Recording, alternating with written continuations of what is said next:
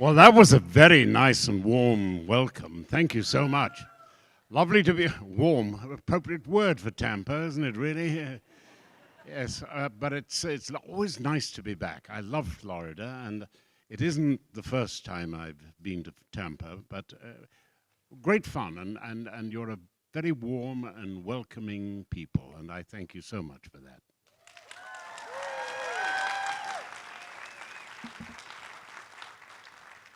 Good morning. Good morning. Now, who are you? My name is Nancy. Nancy. Moderator. They call me Nansanity. Insanity. Nansanity. Nansanity. It's my own brand of insanity. Okay. Because we all have our own, right? Yes. Good morning. Morning. How are you enjoying the weekend so far? Wonderful. Yeah? Yes. Are you all Marvelous. enjoying it? It's going to get better right about now. I'd love to get started. Can I throw my first question at you? Oh, go on. So, obviously, we all know and love you as Gimli. Personal favorite of mine in the entire franchise, but there has... And why is that, do you think? You are the single most entertaining part of the entire franchise, for me personally. And then your dynamic with Legolas is worth the price of admission alone. I remember when I used to do these first conventions, and there would always be a very shy girl who'd stand up in the audience to ask me a question, and her body would twist slightly like that, you know. John, did you and Orly hang out a lot together? You know, I would have to say, well, look, he was 19 going on 20, and I was 53 going on 54. No, we didn't hang out a great deal together. and then as his fame grew, I used to have to come on the stage and say, all right, let me stop this line of questions before they're even asked. No, ladies, I do not have Orlando Bloom's personal phone number. But if I did, I would, out of sheer malice, give it to you.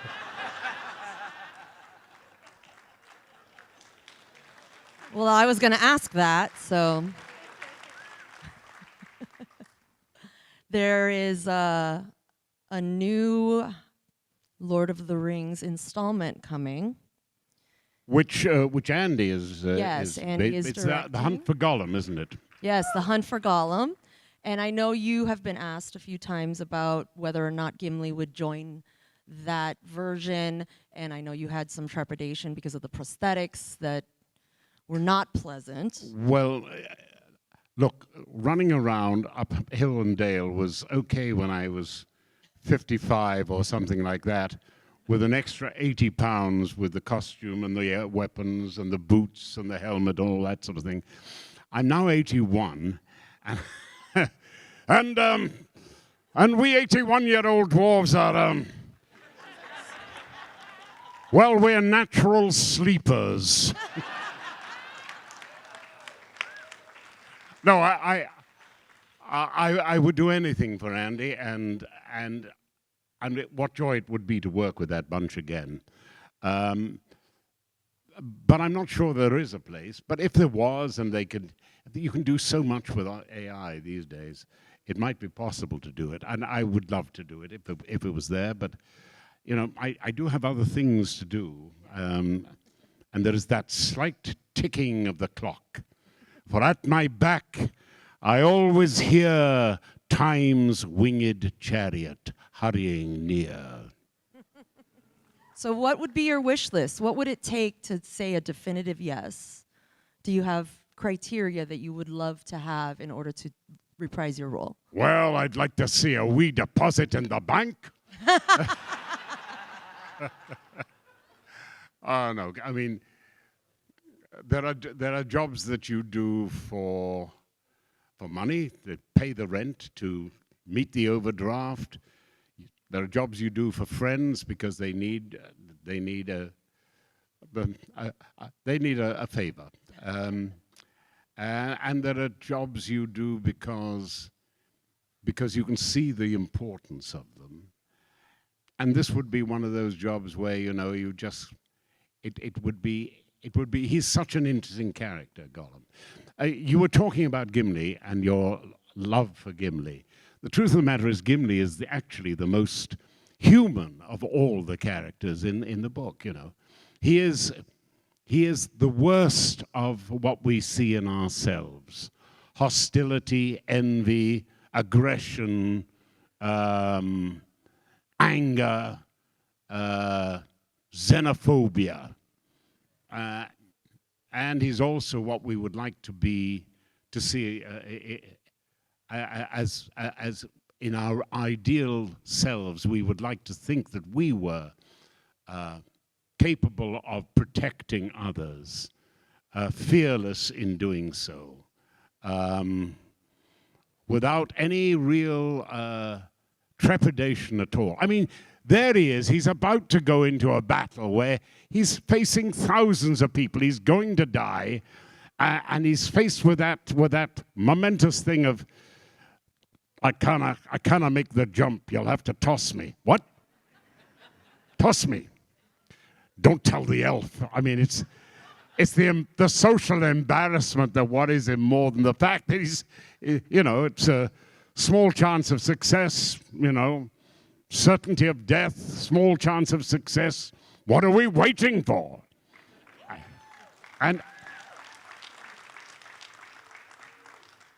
we all, particularly us young men, oh gosh, yes, I was once a young man, but young men in particular really want to see how they will cope when death arrives. How they will, are we going to be fearful? Are we going to be screaming? That's one of the reasons why young men push fear and ride motorbikes and race motorbikes and do daft things. I had the great privilege of being in a plane crash once, where I knew I was going to die. There was no question about it. When we started, I was taking photographs of the takeoff, and I put the camera down because I didn't want to be wearing it in my face. And when we were clipping the tops of the trees and losing speed and heading towards the ground, there was no doubt in my mind that we were going to die. It was such a valuable experience because for me it wasn't a question of, oh my God, I'm going to die, help, help. It was just, damn. What a stupid, stupid way to die. You know. So, and you take that extra thing with you through life, you know. I try and tell my children, you know, that it, and many of my old school friends used to say this as well. We used to pledge that we would teach our children not only how to live, but how to die. And as a matter of fact, this is a subject that philosophers have obviously talked about. Seneca, for instance, says, look, people go through their lives and they're scared of dying. You know, their whole lives are warped by the fear of death. And this is ridiculous because we are all going to die. And there's no get-out card that we can possibly find or play. So think about it. See in your minds, in your worst imaginings, how you could die, how you will probably die. Rehearse it. Know how your responses should be and want to be. Because he says, when it does happen then, you will actually be on some firm ground. You will know, you know, what you're going to say, what you're going to feel. You're going to control your fear. And that's pretty wise. I may be a little bit off. Thank you. Yes. Well, that's cheered you all up, hasn't it, really? I do get off the track sometimes. I could just listen to you get off track all day. I think it is. Okay, so mentioning all of the things about Gimli and his pivotal part in the Lord of the Rings franchise. Is it true that when you first read the books that you had a hard time getting through it? Number one son, called Ben, came home from school at half term, retired to his room, and we didn't see him except for food for 5 days. He was reading Lord of the Rings. He is and was a devoted Lord of the Rings fan. Number two son and I struggle as I'm trying to read to him the Lord of the... He would fall asleep just before me, though sometimes I think we was together. I found it difficult, incomprehensible. I'm a science fiction man, not a fantasy man, so it didn't resonate with me. So when I got the part, I thought, oh, Lord, I'm going to have to read this darn thing. And I read it, and exactly the same thing happened as it had happened 15 years before or 20 years before with my son. And I read it, and then read it again, and read it again. And about the fourth reading of it, I got what Tolkien was about. Of course, it isn't an ordinary book. He's trying to create a pre-Arthurian myth for Britain.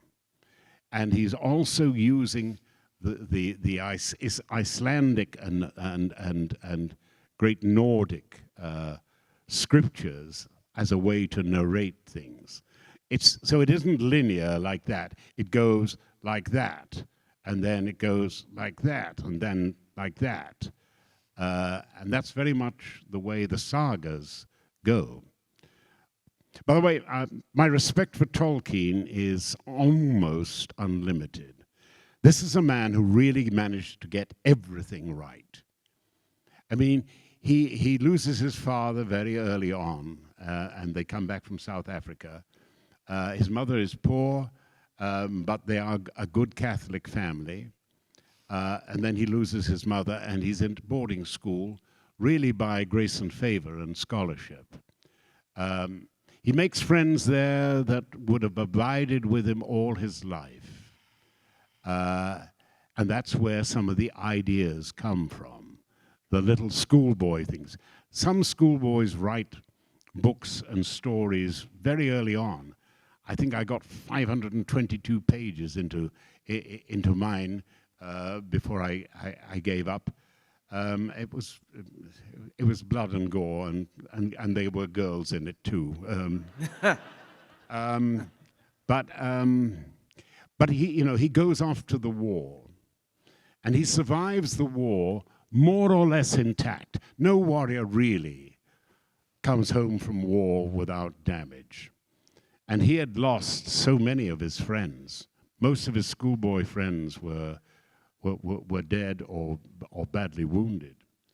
And he comes home, but he's still mentally intact.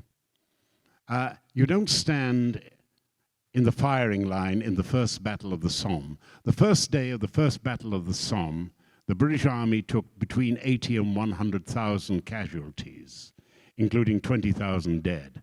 That's the first day of the first Battle of the Somme. And you don't ask yourself, when you see your fellows,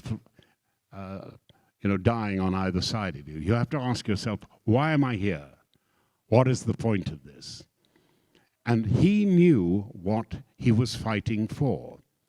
He knew that German militarism threatened the entire Western civilization. It threatened the world. It was limitless. And that is really the origins of the battle for Lord of the Rings.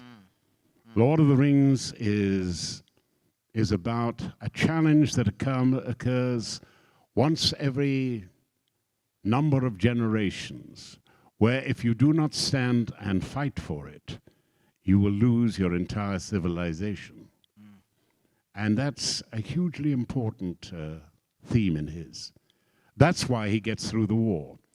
Siegfried Sassoon, a fine writer and poet, comes home with a complete nervous breakdown.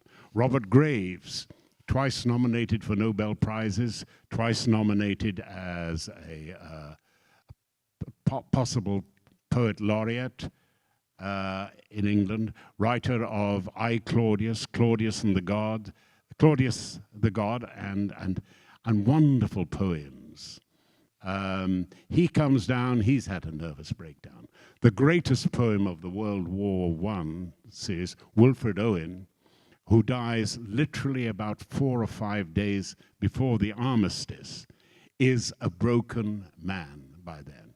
He has mentally collapsed. Tolkien comes back from that. He is disturbed, but he is basically intact. And he marries the woman he loves. She loves him. His children love and adore him. One, Christopher, devotes his life really to reconstructing and putting together his father's papers. And that's why we have so many of the posthumous volumes of Tolkien that came out.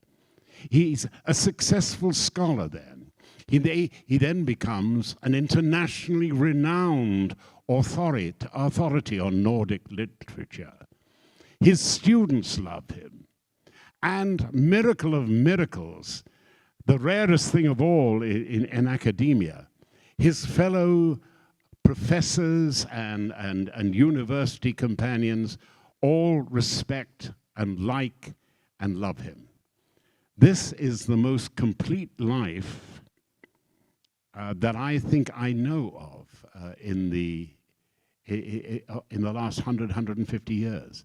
I mean, we look at your founding fathers, for instance, and see them and wonder who is the happiest and most felicitous of those. And I guess it's that funny little printer from Boston who puts a kite up in the sky to discover the nature of electricity. Ben Franklin is, it would seem to me, is a man who gets most of life right. And perhaps we should use them and look into their characteristics to see for what we can steal from them or what we can borrow from them as images of how to do the right thing, how to live well and happily and successfully. I mean, I can give you some of the clues that I've discovered, too late in my life, but one is the ability to make strangers feel comfortable. You know, those of us who are shy should remember that shyness is vanity. Shyness is us coming into the room and thinking everybody's looking at us and judging us.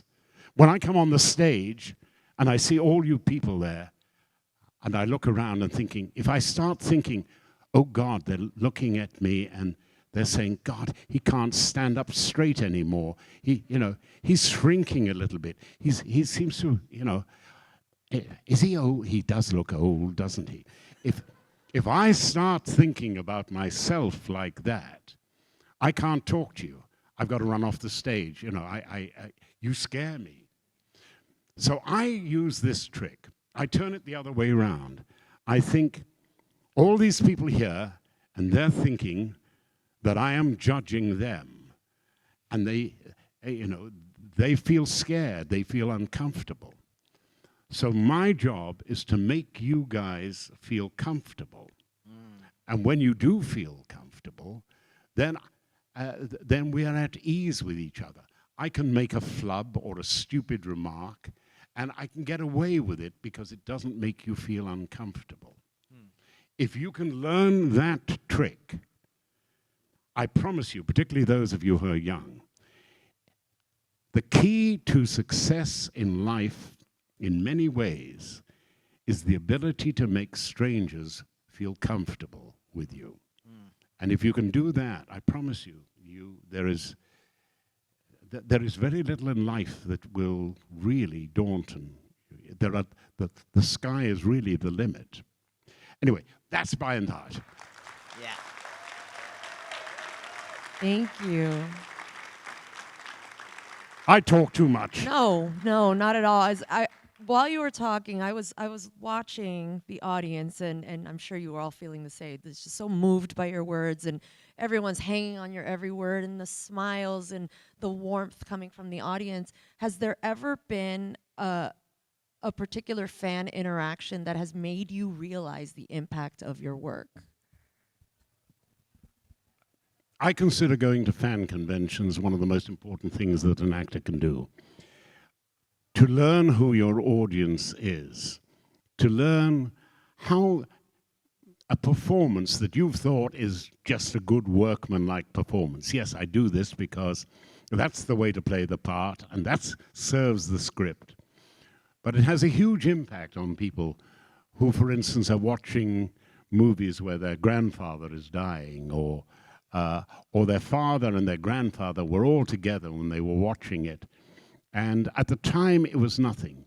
But in their absence now, the more you look back, the more you value those moments, and the more emotionally you respond to the stimulus of meeting one of people in Lord of the Rings, for instance. Yes, there is really a great connection between the actor and the part and the audience, and ultimately the audience and the actor.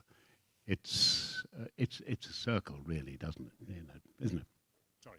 No, please never apologize. I could just listen to you all day long. I want to shift gears just a little bit, and let's talk about Indiana Jones. Woo! Yeah. About what?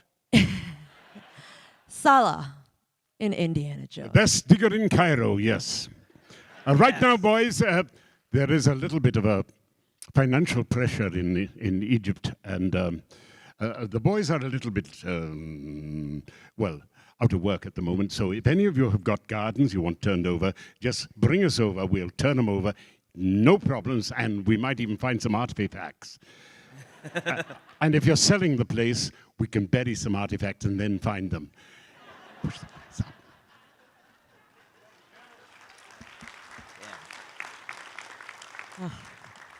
I just can you just sit here all day and just listen to I can't get enough of you, sir. So for Sallah, you had said in the past, and please correct me if I'm wrong, that you were asked to appear in Kingdom of the Crystal Skull, but you didn't because it wasn't honoring the character the way you felt it needed to be honored. But you did appear in Dial of Destiny. What changed, and what made you decide to come back as Sallah? Well, anyone asked to be in the last Indiana Jones film was going to be a bit of a fool to turn it down.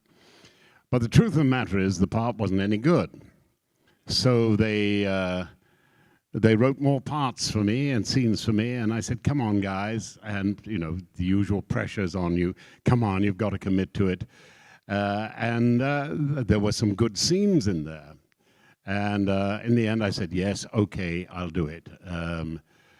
And of course, the moment I signed the contract, the scenes vanished. So, but that's show business. But it's very interesting. It's very interesting when you look at a scene and you look at a script and you can say, I don't get how this is going to work. Yes, we are going to be fans of all the activity, the chases, and all that. But you're trying to make a nostalgia film, and you filled it with people that are his old friends and companions whom you've never met. It doesn't work. And the film still has not made its money back. And it seems to me that sometimes studios are so confused. No, it's not confused. They're so ignorant of what the audience wants. Yes.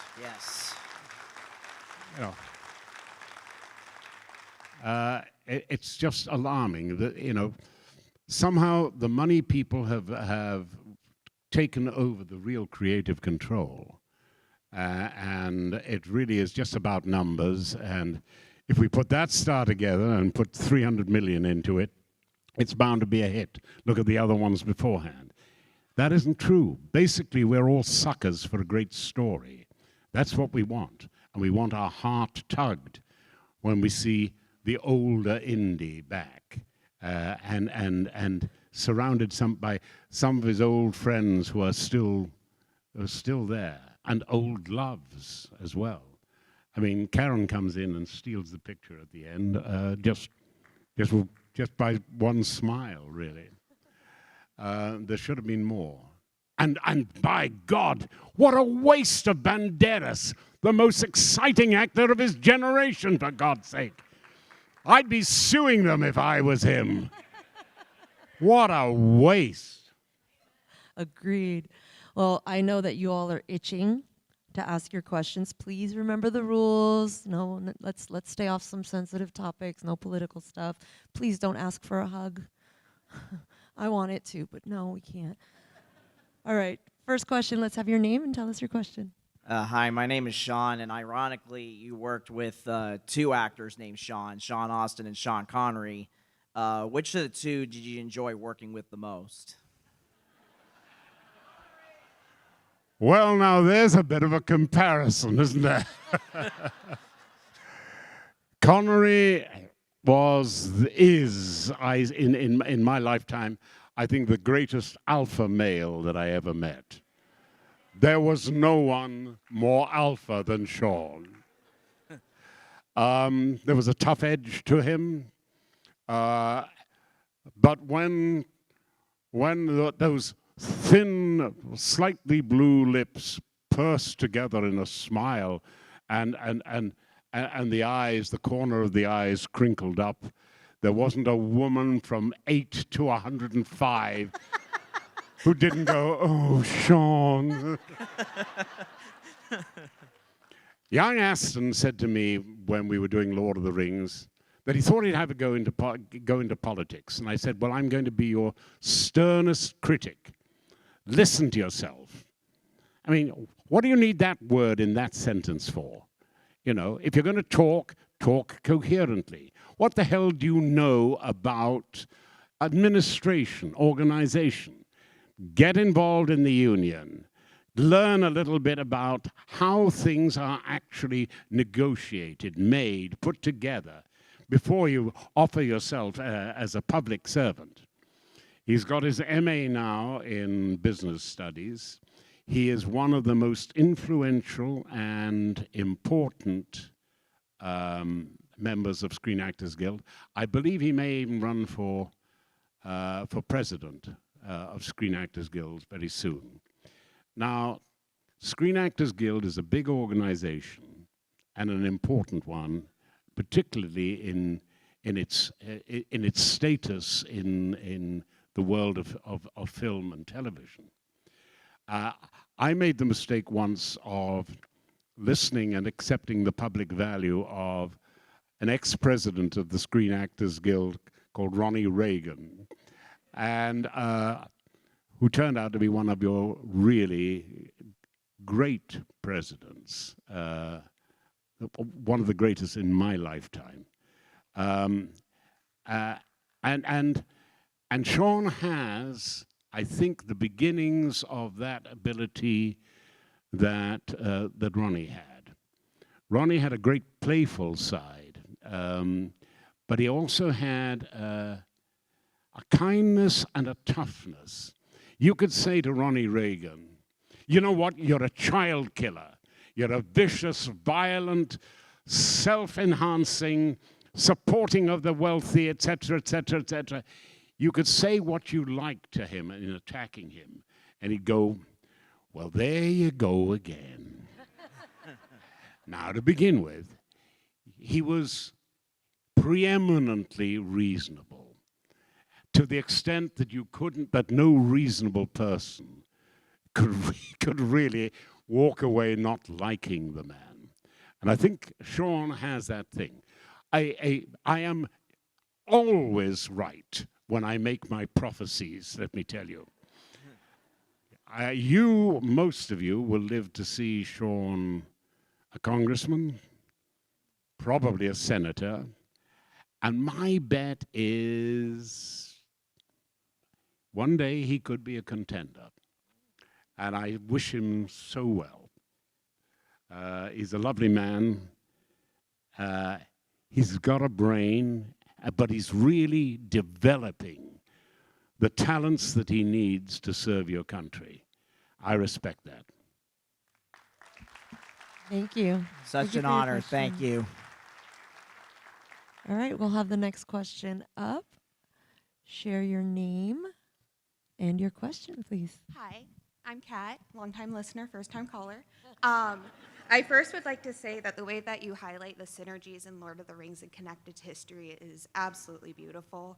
I think that it's extremely important to be able to make those connections and delve deeper into literature and connect it to not only history but the world around us. So thank you for using your platform for that.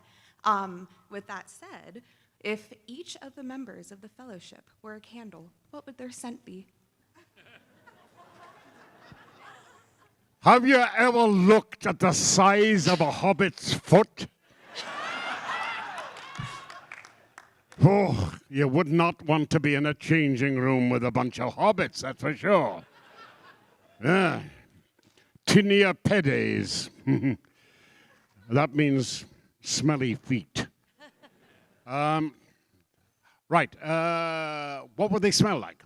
Yeah. Gandalf, probably pipe smoke. Not unpleasant. Not as nice as a dwarf's pipe smoke at all. A dwarf's pipe would be a cherry tobacco, you know? And we dwarves have a particularly attractive odor.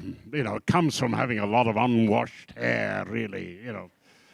But that's a different thing. It's an entirely different question. We're not going to go there, no. So we've covered the hobbits. What about the elves, eh? Well,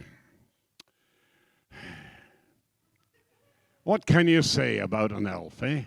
I mean, this is a creature that can actually walk on snow and not leave a mark.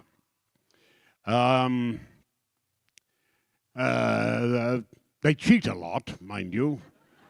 So I bet they use John Paul Gaultier or something like that. Yeah. Gollum? Oh, fishy. Let's see, we've covered the hobbits, we've covered Gandalf, we've covered Gollum, we've covered the elves. The humans. Oh, just horse sweat. But Aragorn has. I loved working with Viggo. You know, he was wholly committed to the part. He is one of the most Renaissance men that we had on the set. Viggo is a skilled, is a very skilled photographer. He's internationally exhibited as a photographer. He is a brilliant artist, a painter. Do you remember that thing he did with Paltrow and Michael Douglas, where he's having an affair with Gwyneth, and her husband, played by Michael Douglas, persuades him to murder her. There's a scene where in the artist's room, and you only get it for a few seconds, all the paintings in that scene are Viggo's. He's a darn good poet. He is a very accomplished writer and filmmaker now. What would Aragorn smell like? The sweet sense of complete self-assured success. That's beautiful. Thank you. Thank you. All right. Next question. Tell us your name. Hi there. My name's Chris. I'm from Tampa. It's very exciting to see you. My question is going to be short and sweet for you. Gimli had a lot of heart, very stout heart for such a smaller person. Do you have any stories about being a taller person playing such a little bit smaller person? Do you have a problem with dwarves? I love dwarves, actually. Ah, they all say that. But we're now questioning the height of a dwarf. Be very careful. I may not have the axe here, but it's under the seat.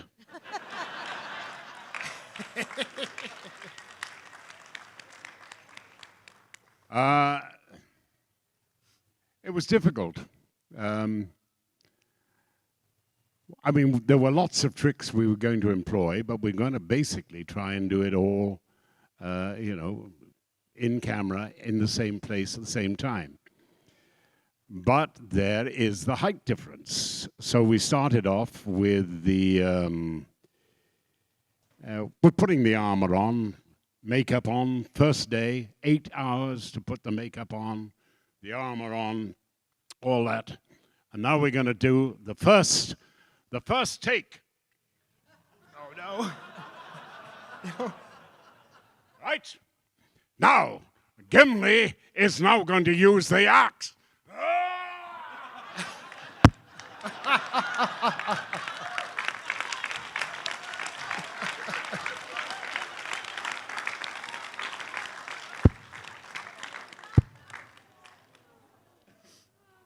The helmet is down here. Just couldn't manage the balance, you see. So that was another 5 or 6 hours to put that one right. Excuse me while I struggle to get up.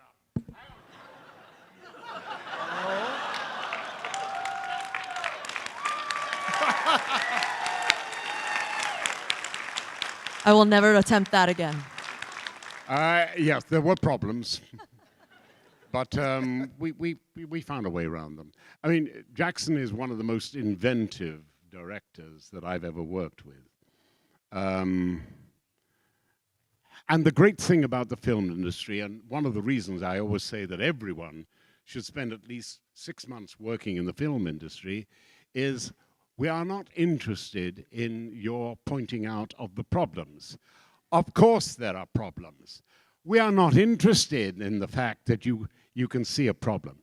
What's the solution? If you can't find the solution, go and find another job somewhere else, because there are 10,000 people behind you who will have a solution. And that's such an important thing for young people to learn. You know, we're not interested in the problems, just find the solutions. If the director says, right, we are shooting in that direction after lunch, and I want 2 zebra right in the background of the shot over there. You do not say to the director, I'm sorry, sir, we're on a Caribbean island and there is not a zebra to be found in 5,000 miles. He's not interested in that. You go out and you borrow if you can, hire if you have to, and buy, if you must, 2 donkeys and 2 pots of paint. And when the director comes back after lunch, you'll be able to say to him, sir, we've got the zebra standing in the background right over there. And he'll look and say, yes, that was a stupid idea. Actually, I'm shooting this direction. Solutions. Find the solutions. Thank you for your question. Thank you. All right, next question. Tell us your name. Oh. Hi, Lane. My name is Lauren. I am a big fan of Arthur Conan Doyle's Lost World. And in particular, I love how you portrayed Professor Challenger. So I just was curious if you have any favorite scenes or moments from The Lost World or The Return of the Lost World. We had lots of fun making it. I can't remember where we did it now. It was great fun. it was hopeless, a hopeless film because we didn't have any really good special effects. And in fact, I was the head of CBS. I think it was CBS. I'd been working with them, and I'd mentioned the film, and he had a look at it. Apparently, he said he took out his handkerchief, and he said, "Oh, the acting's good. It's good script, but the animation."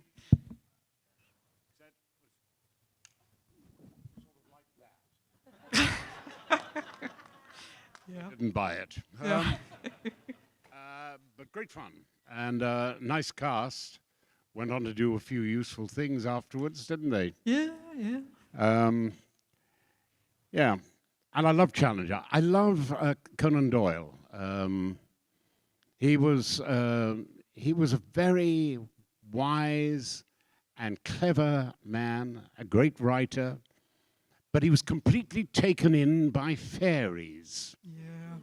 Two little girls who were about 11 and 14, I think, cooked up a photograph of a fairy in their garden.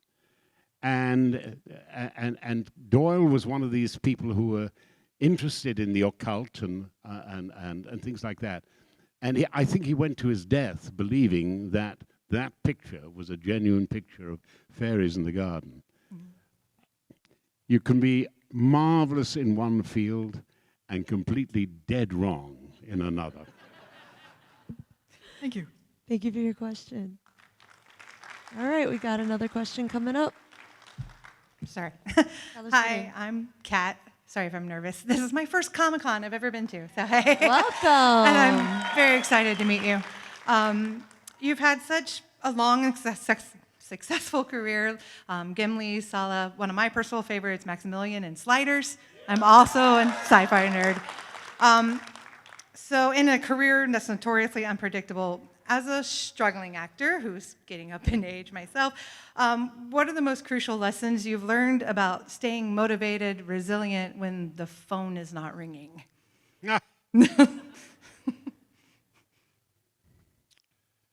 Well, two things. First of all, if you're a Sliders fan, there is going to be a Sliders reunion, I believe. Salt Lake City in the last weekend of September, around the 26th, 27th, I think the weekend is.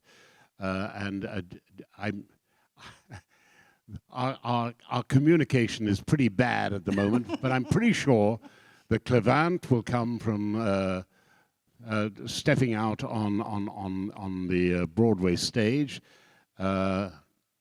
Jerry, who's got a new job, I think is going to be there. And Sabrino is coming from Rome. Wow. And I hope to be there too. So that's the good thing. The bad thing, fellow actor, our time is over. The stage will survive, but I will probably just live long enough to be able to do a few more movies. But really, the AI that I've seen recently will replicate me and you or anybody they want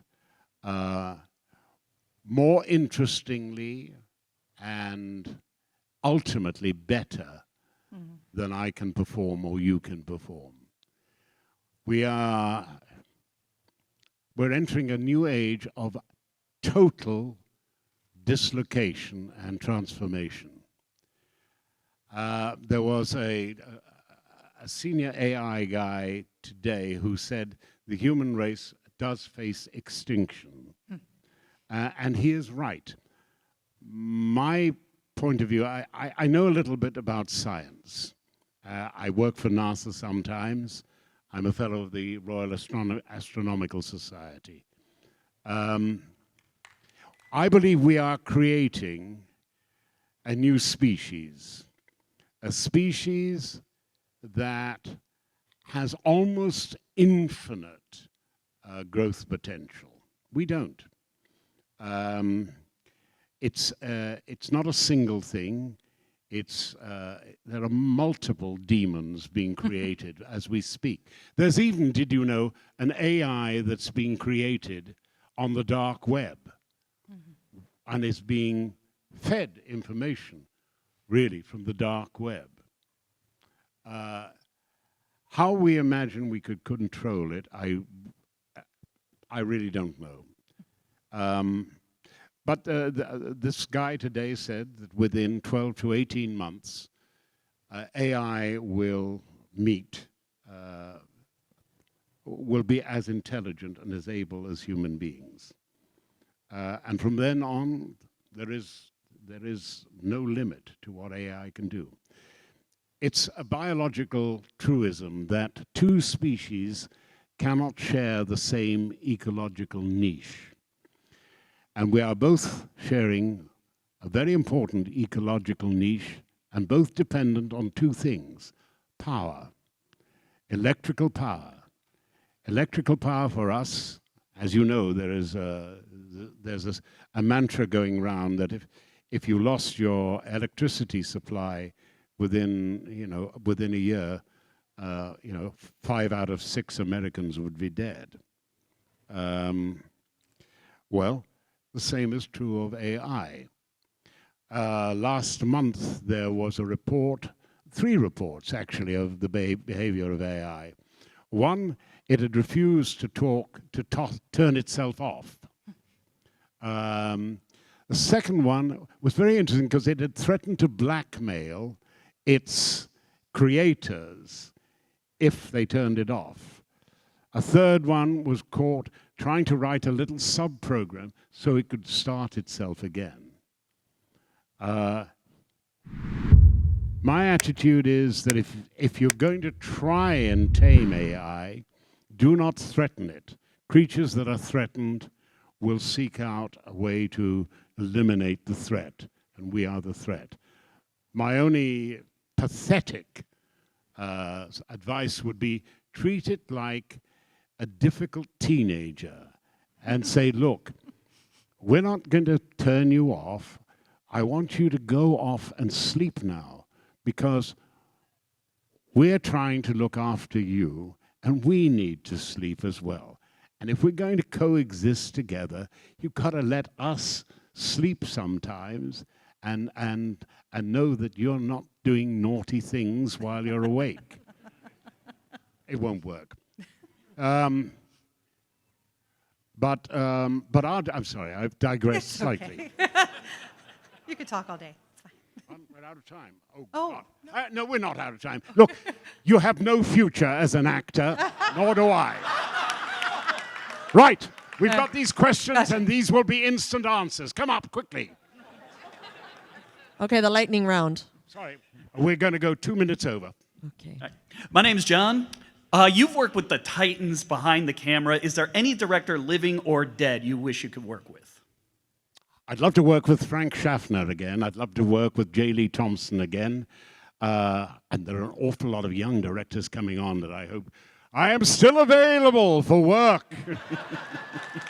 That's it. Next question. Next question. Wait. Hustle. Okay. My name is Chris, and it's good to see you again, John. And I know that you've done a lot of voice acting as well as acting. And what's your favorite character? The next one. All right. Okay. I prefer Macbeth. Next question. Come on, we're going to get through all these Hustle. questions. Hello, it's an honor to meet you. My name is Shelley Arico. It's not my first Comic-Con. So I know you're an astronomer, a NASA believer, and all of this stuff. Had you ever met Gene Roddenberry? And if you hadn't or had, I'd like to know. And also, if you could be a Star Trek character, who would you be? Leonardo da Vinci. I never met Roddenberry, but I did meet, I met so many of these marvelous science fiction writers. I'm having a senior moment at the moment. Love Star Trek. It will live longer than Lord of the Rings, even. Next. Next question. This will be our last one. Hi, my name is Will, and I know you were in the third what is it called? Aladdin movie. Yes, yes. We're talking to Kasim, King Yeah. of the Thieves. Do you have any stories? Because I do, but I can't tell them now because we're out of time. But I loved Robin Williams. Yeah. Come on, there were one or two more people. We can just get them in, quick. Okay. Hi, John Bryan. Question, did Salah's brother-in-law ever get his camels? Never.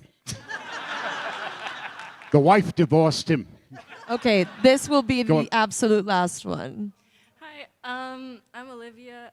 So I know you worked with him in Lord of the Rings, and I heard that Orlando Bloom is recently single. Do you happen to have his number? We know the answer. Come to the next show in Boston. You ask him yourself. Thank you so much, everyone. Thank you all. You've been a wonderful Thank you audience. again Take for care. John Rhys-Davies.